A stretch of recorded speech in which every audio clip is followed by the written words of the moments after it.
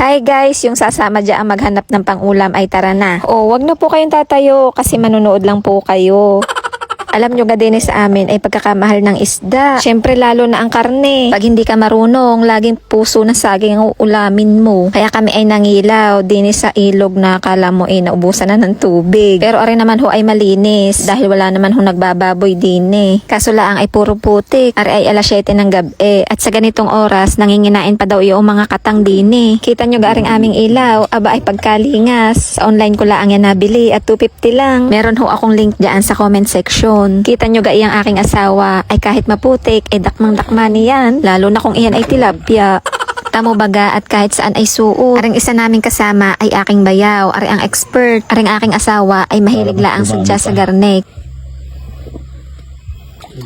Yun, hipon. Yun pala ang hipon. Maliit nga. Makintab pala ang mata ng hipon. Nababag pala din. Kawalan. Kita. Kapon.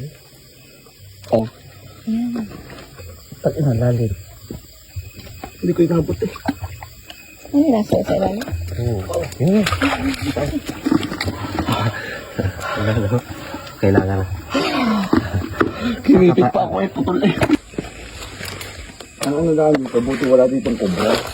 So walang. Sa lipa maraming kobra. Yun, gipon. Yun.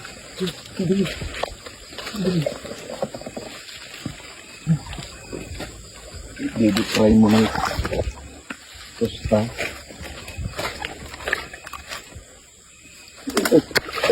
Ipa? Oo.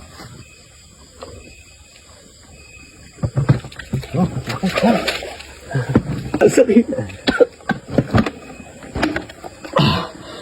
At eto na nga lahat yung aming mga nakuha. Medyo kakaunti, pero kahit papaano kami may maiisahog na sa gulay.